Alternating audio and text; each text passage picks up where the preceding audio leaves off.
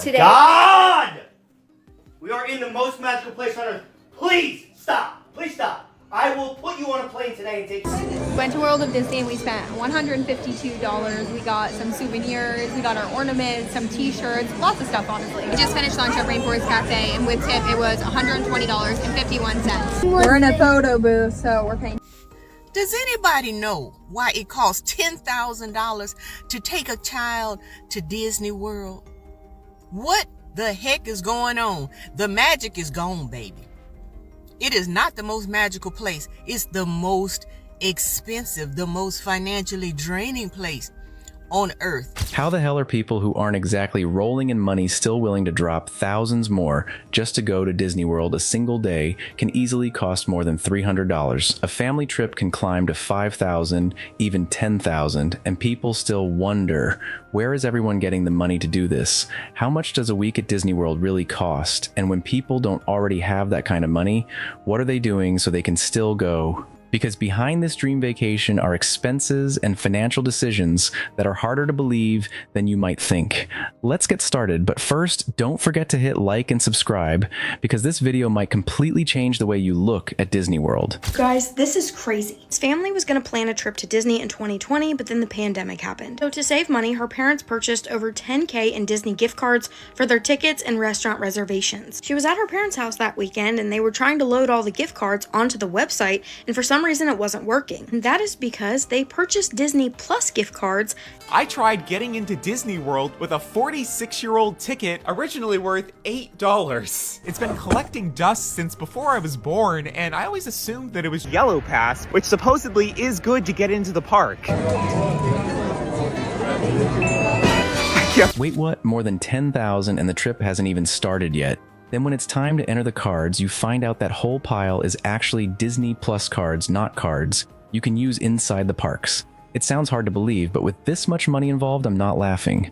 The vacation hasn't even started, and the trouble has already shown up first. So almost 50 years later, this $8 ticket looks like something from another world. Because these days, taking the whole family to Disney isn't just about buying tickets and going anymore. It can turn into an entire financial plan. There's fighting with each other about a turkey leg. It's hilarious and also scary. What our 3-year-old loved the most was the playground located in Toontown. I'm going to go out on a limb here though and guess there might be a playground located in your very own neighborhood as well. That costs a lot less to get into, but it might not have turkey legs. Also this thing, it makes kids go absolutely that I did. Everything you see here is up for either £1 or £2. My profile. If you get a bundle and message me, say that you're from TikTok, I'll give you a massive discount on it because I just need all this stuff gone. No, I'm saving all of this. Just look at them. When a trip starts making people plan their time and their stuff around it, it's kind of hard to tell me I shouldn't complain about how expensive Disney is anymore.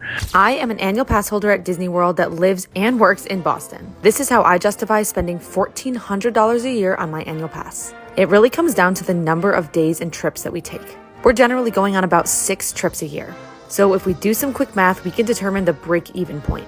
A 10-day standard ticket at Disney is going to cost around $770, which means we would need 2 of those to equal the cost of our annual pass. That would be $1,400 divided by $72 per day equals just over $19. So for us, our annual pass... Hi, I'm Sydney, an NYC-based Disney lover, and in 2026, I'm doing one Disney day trip every month. Before we start with this year's trips, let's recap my last day trip in 2025 that proved that this was possible. My day starts. As soon as I get my annual pass, I'm abusing the hell out of it. I'm not going to wait. As soon as I get that confirmation email, I'm heading on over to Magic Kingdom. I live in Texas. It don't take much. Ain't nothing but a Why is it only weird when Disney adults go to the same place over and over again? People will rent the exact same house in Hilton Head over and over for 15 years and no one thinks that's weird. People will go to the exact same condo in Destin, Florida and no one thinks that's weird. People will quite literally rent the exact same chalet in Gatlinburg, Tennessee, and no one thinks that's weird. But when people go back to Disney... I'm starting to understand the power of that annual pass. It doesn't just sell you admission to the parks. It gives you a reason to keep coming back again and again. Once Disney becomes a monthly thing, this isn't really just a trip anymore. In this case, I have to side with her a little. If you can afford it and Disney is a place you love, what's wrong with going 10 times or 20 times? The issue was never how much you love Disney. It's whether your wallet can keep up. What was your favorite thing in Disney? What is this? Figured it out yet? What we're doing today? Oh, we really We're gonna go see the mice. Yes, we are. We're gonna go see Cinderella. Yeah. Coming in live from Disney's Art of Animation Resort in Orlando, Florida, I am here to tell you that you're going to see lots of Disney content, and it's going to go, my kids won't remember this, but I will. And it's all fun. One kid had to pee immediately had to pee. The other one needed his goggles loosened 5 to 7 different times. And now one's already hungry again, and the other one said, I'm bored, I want to go back to the room. So you gotta have it together up here before you go. But otherwise, Years fighting with each other about a turkey leg. It's hilarious and also scary. What our 3-year-old loved the most was the playground located in Toontown. I'm going to go out on a limb here though and guess there might be a playground located in your very own neighborhood as well. That costs a lot less to get into, but it might not have turkey legs. Also this thing, it makes kids go absolutely feral. I think this is where money loses to memories. Parents can spend $1,000 trying to make a trip really special, and the kid ends up loving the playground the most. And this might sting a little, but maybe this Disney trip isn't really for the kid to remember. Maybe it's for the parents to remember what it was like when their kid was still little. This is the boys' first time at Disneyland, and we didn't bring a stroller, so we're gonna fuck around and find out. Let's go, hoes. We got there at 7:30 for the road drop at 8. Main Street was empty, so their expectations were already high, and they were fucking stoked. Until they realized we had to wait with the crowd for the rope to drop. And let me tell you, these Disney dolls don't fuck around. Nobody told me when that rope dropped that they were gonna run to the other side of the park. We almost got trampled. It was like Black Friday up in this bitch. Anyways, we ended up hitting about 6 rides in 20 minutes. We immediately got on Mr. Toad onto the Dumbo, and then we went to Alice in Wonderland. They were in it, but that looked like shit once we had to actually wait for a ride. They wanted to go on After Jolly Holiday, we went over to Bengal Barbecue and got some skewers. They were great, but a little small for the price. This may be controversial, but I felt like the $269 to build a lightsaber was... PSA, don't come and you...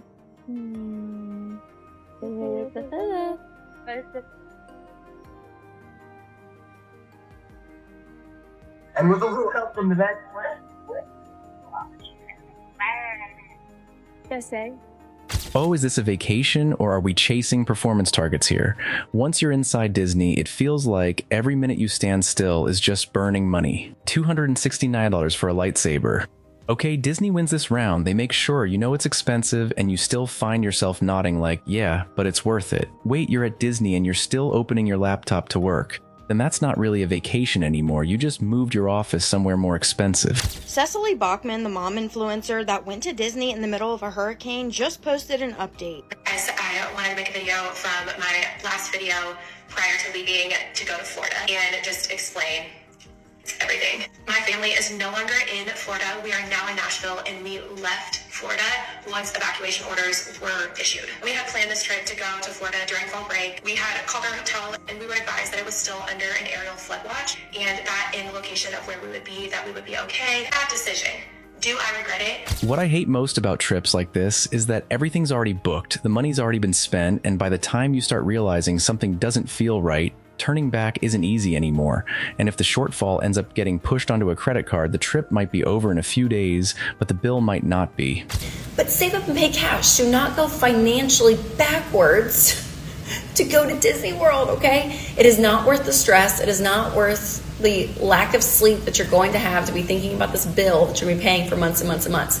Instead, be proactive. Save if you want to go. That's great. Just having... No, at this point, I don't care whether the trip costs $3,000 or $30,000 anymore. If you get home and still have to use money from the months ahead to pay for the fun you had last month, then to me, you've gone too far. And the funny thing is, right after this, there's someone spending as much as $30,000, and I actually find it a lot less worrying. Payment. $1,200. How about your car payment? $982. I mean, you're just giving away the income every month at this point, right? Yeah. How much student loans we have left? I probably have $100,000 in student loans. Okay, add it all up in your head. I think we're doing this for the first time. How much debt do you have total? I'm gonna say at least $180,000. Can you tell me, did you guys pay cash for the trip? For half of it.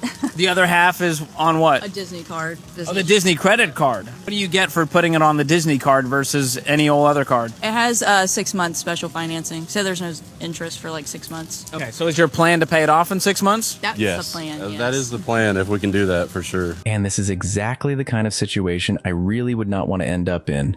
Almost $180,000 in debt. Half of that Disney trip is still sitting on the credit card.